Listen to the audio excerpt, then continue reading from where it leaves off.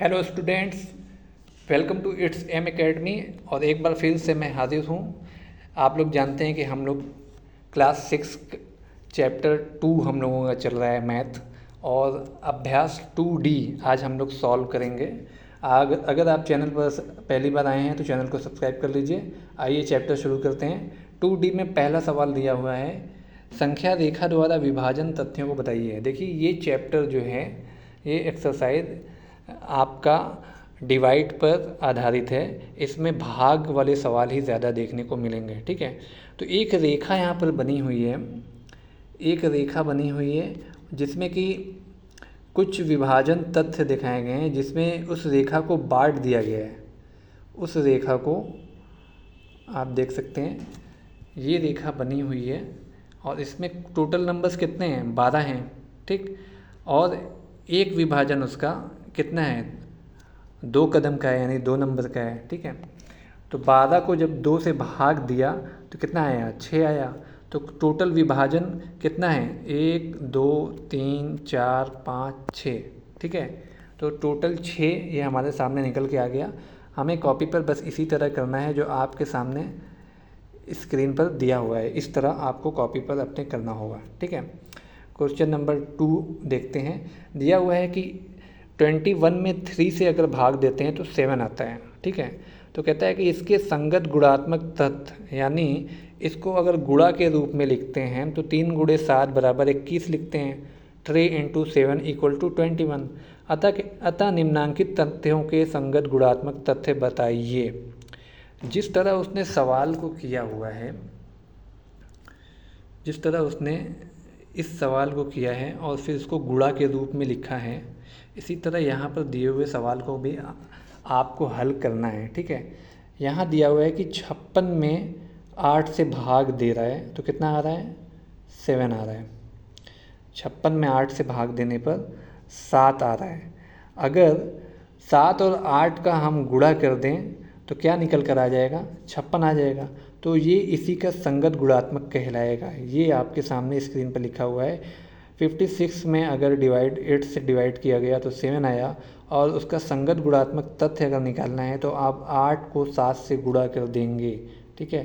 8 को 7 से गुणा कर देंगे तो 56 आ जाएगा, ठीक। इसी तरह आपको क्वेश्चन नंबर 2 भी करना है, ठीक है। क्वेश्चन नंबर 2 दिया है 66 / 11, यानी 66 में 11 से भाग दिया तो 6 आ गया। अब इसी 11 में अगर 6 से गुणा कर दें यहाँ पर तो 66 आ जाएगा। तो इसको कहेंगे कि संगत गुणात्मक तथ्य, ठीक है। तो इसको कॉपी पर जैसे स्क्रीन पर आपके सामने दिया हुआ है, इसको ऐसे ही आप कॉपी पर हल करेंगे। क्वेश्चन नंबर 3, 117 को 2 संख्याओं के गुणा के रूप में व्यक्त कीजिए। कह रहा है कि एक संख्या है, एक संख्या दी हुई है 117, तो कह रहा है कि इसको गुणा के रूप में लिखिए। गुणा के रूप में लिखने पर हमें 2 संख्याएं मिलेंगी। तो कह रहा है कि जिसमें एक संख्या 13 है, अगर हम 117 में 13 से भाग दे दें तो हमें दोनों संख्या का पता चल जाएगा। तो 117 में अगर हम 13 से भाग देते हैं तो हमारे पास क्या आता है, 9 आता है। इस तरह हमको पहली संख्या 13 मिल गई और दूसरी संख्या 9 मिल गई, और फिर इन दोनों का हम गुणा करेंगे तो क्या मिलेगा, 117 ही मिलेगा, ठीक। तो इस तरह इसे कॉपी पर आपको करना होगा। ये आपके सामने स्क्रीन पर दिया हुआ है। 117 में 13 से भाग दे दीजिए, आपको 9 मिल जाएगा। फिर 117 को लिखकर बराबर का निशान लगाइए और 13 × 9 इस तरह करके दिखा दीजिए, पहली संख्या का गुणा दूसरी संख्या से, ठीक है। क्वेश्चन नंबर 4 देखते हैं हम लोग। क्वेश्चन नंबर 4 क्या दिया हुआ है। क्वेश्चन नंबर 4 दिया है, क्या ऐसी कोई पूर्ण संख्या संभव है जिसको स्वयं से विभाजित करने पर वही संख्या प्राप्त होती है। तो आप कहेंगे बिल्कुल हाँ, एक ऐसी संख्या है जिसको अगर हम खुद से विभाजित कर दें, एक में अगर 1 से भाग देंगे तो हमें 1 ही मिलेगा, ठीक है। इसका जवाब 1 होगा। क्वेश्चन नंबर 5 कह रहा है, क्या 2 विभिन्न शून्येतर पूर्ण संख्याओं के लिए पहली संख्या को दूसरी संख्या से विभाजित करने पर तथा दूसरी संख्या को पहली संख्या से विभाजित करने पर समान भागफल प्राप्त होता है। तो इसको आप समझने के लिए ये समझ लीजिए, शून्यतर का मतलब ये होता है कि शून्य को छोड़कर, शून्य के बाद, ठीक है। यानी आप शून्य से ऊपर की संख्या ले सकते हैं, जैसे 2 ले लिया, ठीक है। अब 2 में 3 से भाग 2 ले लिया। कह रहा है कि पहली संख्या को दूसरी संख्या से विभाजित करने पर,